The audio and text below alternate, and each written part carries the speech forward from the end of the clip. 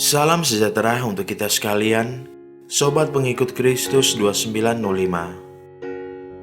Pada kesempatan kali ini, akan membahas tentang pahlawan nasional yang beragama Katolik.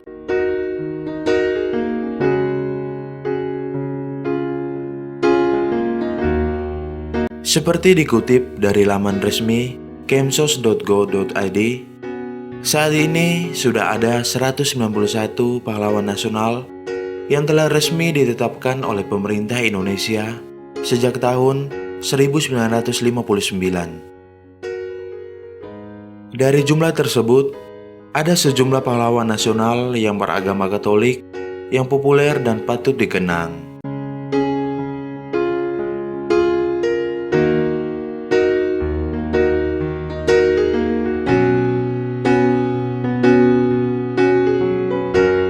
Yang keenam, Jenderal Urip Sumiharjo.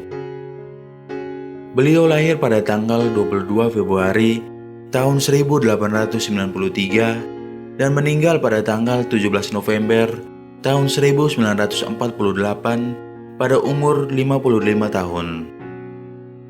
Ia adalah seorang penganut agama Katolik serta seorang jenderal dan kepala staf umum Tentara Nasional Indonesia pertama pada masa Revolusi Nasional Indonesia.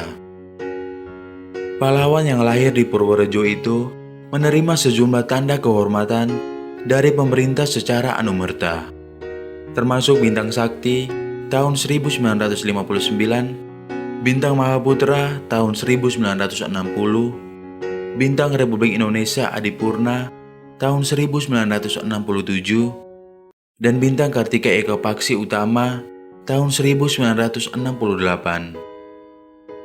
Jenderal Urip Sumiharjo ditetapkan sebagai pahlawan nasional Indonesia melalui keputusan Presiden nomor 314 tahun 1964 pada tanggal 10 Desember tahun 1964.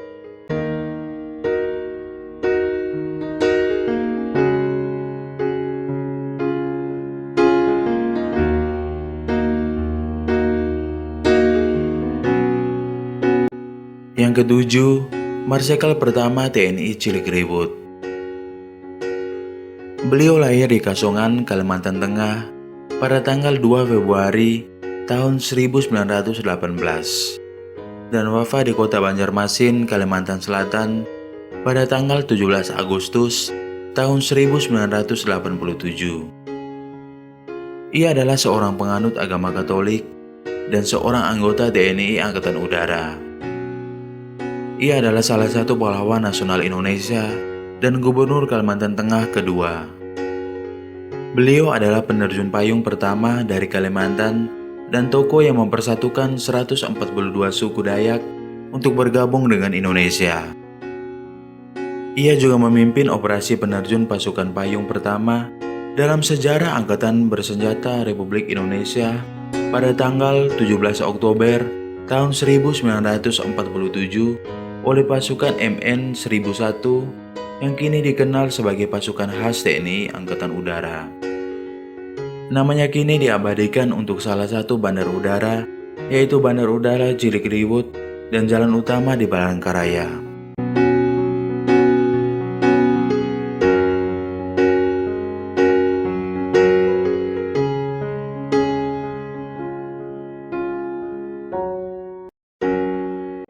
Yang kedelapan, Ignatius Yosef Kasimo Hendro Wayono. Beliau lahir di Yogyakarta pada tanggal 10 April tahun 1900 dan wafat di Jakarta pada tanggal 1 Agustus tahun 1986 saat berumur 86 tahun. Beliau adalah anak kedua dari 11 bersaudara. Orang tuanya adalah Dalikem dan Rono Sentika, seorang prajurit keraton Yogyakarta dan seorang tokoh yang memperjuangkan hak-hak anak jajahan. Setelah lulus dari Bumi Putra Gading, beliau masuk sekolah di Muntilan yang didirikan oleh Romo Van Lith. Beliau saat itu tinggal di asrama dan ia kemudian tertarik untuk belajar agama Katolik, dan pada hari raya Paskah bulan April tahun 1913, pada usianya yang ke-13, beliau dibaptis secara Katolik dengan mendapat nama baptis yaitu Ignatius Joseph. Setelah dewasa, ia menjadi guru pertanian sekaligus mengajarkan agama di Tegal dan Surakarta. Ignatius adalah salah seorang pelopor kemerdekaan Indonesia. Ia juga merupakan salah seorang pendiri Partai Katolik Indonesia. Selain itu, beberapa kali ia menjabat sebagai menteri setelah Indonesia merdeka.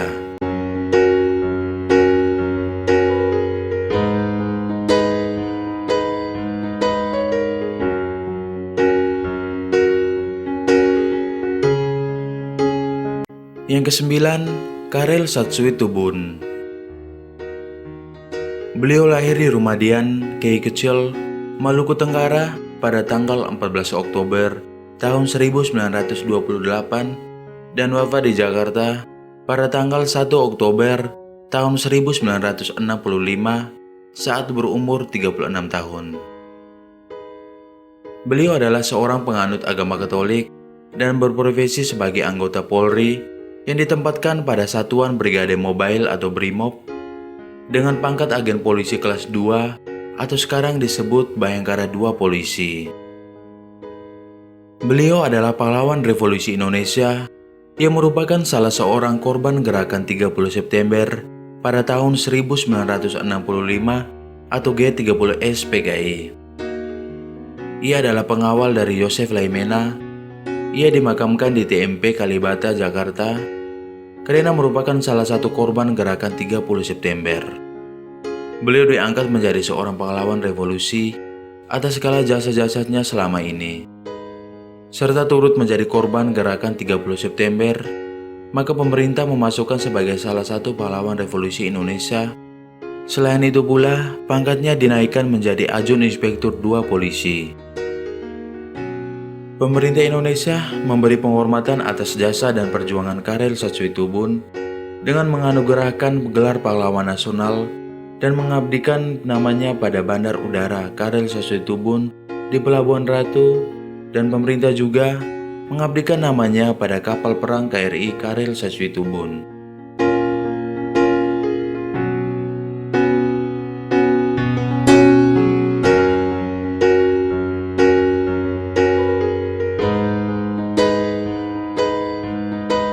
Yang ke-10, Laksamana Madya TNI Anumerta Yosepat Sudarso atau yang lebih dikenal dengan Yo Sudarso. Beliau lahir di Salatiga, Jawa Tengah pada tanggal 24 November tahun 1925 dan wafat di Laut Aru pada tanggal 15 Januari tahun 1962 saat masih berusia 36 tahun.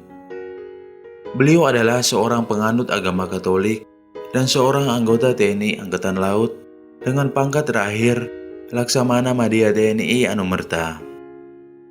Beliau adalah seorang pahlawan nasional Indonesia.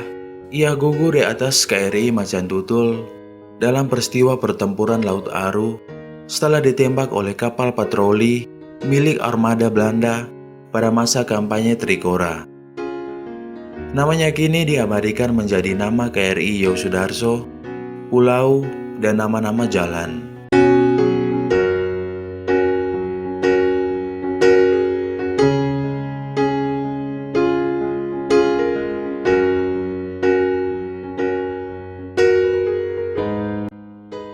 Yang ke-11, Herman Joseph Fernandez. Beliau adalah pemuda asal Arantuka yang lahir pada tanggal 3 Juni tahun 1925. Ia terlahir dari ayah Marcus Suban Fernandez dan ibu Francisca Teresia Pransa Carvalho. Ia adalah seorang penganut Katolik dan salah seorang pahlawan nasional Indonesia. Bersama pelajar-pelajar di kota Ende seperti Franseda, tokoh nasional asal Flores, Herman Fernandez nekat menyeberang ke Pulau Jawa untuk menuntut ilmu di Pulau Jawa. Herman dan Franseda kemudian ke kota Jogja untuk melanjutkan perjalanan hidup mereka. Di kota Jogja inilah peristiwa heroik itu bermula. Tentara pelajar termasuk elemen-elemen perlawanan rakyat Indonesia. Herman Fernandes tergabung dalam Perpis atau Persatuan Pelajar Indonesia Sulawesi, pimpinan Maulawi Sailan. Di Palagan, Kebumen, tepatnya di Front Gembong Selatan, pada tanggal 1 dan 2 September tahun 1947, Herman menunjukkan jiwa patriotiknya dalam pertempuran 2 hari bersama Alex Rumambi, karibnya asal Flores, dan Lasinrang, sahabat perjuangan asal Sulawesi. Herman Fernandes dituduh membunuh Sersan Nex karena ketika tertangkap, ia membawa senjata laras panjang. Herman Fernandes berusaha untuk melindungi kawannya dengan mengakui bahwa dialah yang membunuh Sersan tersebut. Mereka sering disiksa semena-mena oleh tentara Belanda. Setelah kejadian penangkapan itu, beliau tidak diketahui nasibnya dan jenazahnya tidak pernah ditemukan hingga kini. Satu hal yang pasti, bahwa pusaranya yang bersanding dengan ratusan pusara tentara pelajar di Taman Makam Pahlawan Kasuma Negara Yogyakarta hanya menjadi simbol kematiannya. Simbol bahwa sebagai tentara pelajar, ia pernah membela tanah air.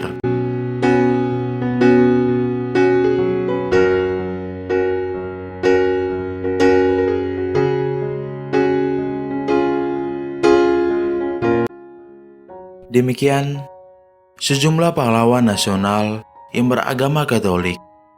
Semoga bermanfaat untuk kita sekalian. Terima kasih.